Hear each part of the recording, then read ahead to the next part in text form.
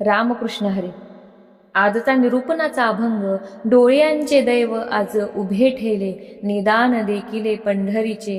काय ते वानावे वाचेचे पालवे, वेदान बोलवे रूप ज्याचे. आनंदाच्या रसे ओतीव चांगले, देखता रंगले चित्त माझे. तुका म्हणे मी तो सगळा विरालो, विठ्ठलाचे झालो दर्शनाने. भक्तांच्या मनस्थितीचं सूक्ष्म, सुंदर आणि गहिर चित्र महाराजांनी आपल्या शब्दातून रेखाटलं आहे.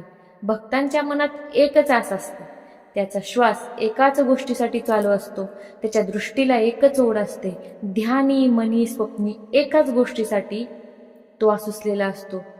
त्याला हवं असतं देवाचं सगुण आणि सादर रूप, आणि ते रूप त्याला दिसलं की कृतार्थतेची विलक्षण आणि तृप्तीची एक चैतन्यपूर्ण लहर त्याच्या अंगातून खेळू लागते.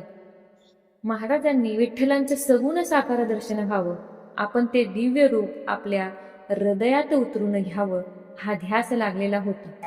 प्रत्येक आर्त भक्तांची हीच इच्छा असते. एकदा तरी त्या सावळ्या ब्रह्मानं आपल्याला भक्ताची ही इच्छा उचितच आहे. रूप आणि गुण यांच्या पलीकडे परब्रह्म, आणि तो परमेश्वर निराकार निर्गुण आहे. त्यानं सार विश्व व्यापलेला आहे. तो विश्वात्मक देव एखाद्या मर्यादित रूपात किंवा रंगात सामावला जाऊ शकत नाही. हे तुकोबांसारख्या ज्ञानी भक्ताला समजत नव्हतं असं नाही.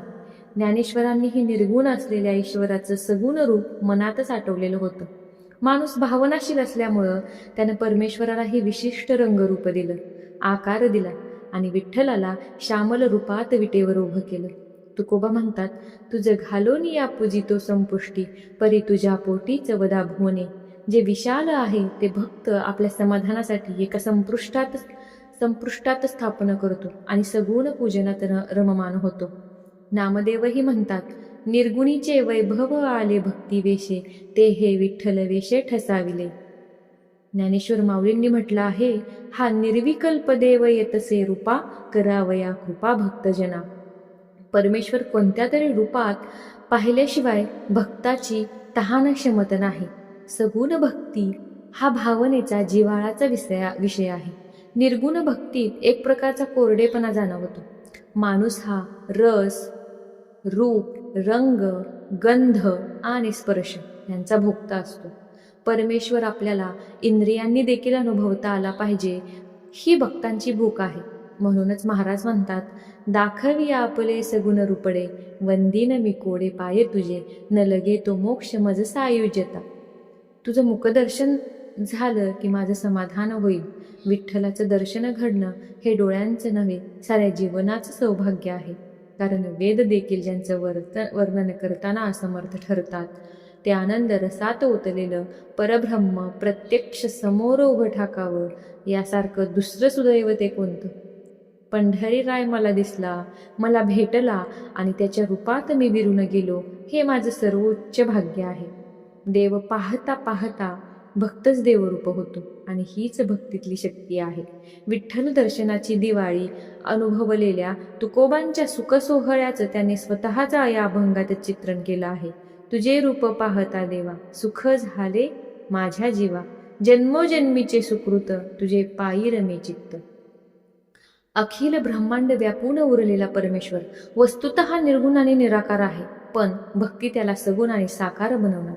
ज्ञानवंताला निर्गुणाची पूजा करता येते, पण भक्त मात्र मूर्तीचा म्हणजेच आकाराचा आग्रह धरतो. विठोबाची सावळी मूर्ती दृष्टीला पडली की ज्ञानेश्वर महाराज, ज्ञानराजा देखील म्हणतात, रूप पाहता लोचने, सुख झाले ओ साजने.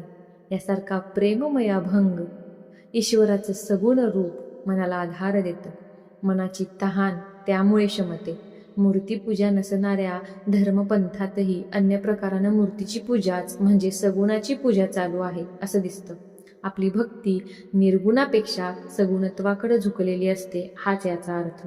निर्गुण परमेश्वराची उपासना भावनेला रुचत नसल्यामुळे त्याची सगुण प्रतिमा साकार करून भक्त आनंद मिळवतो.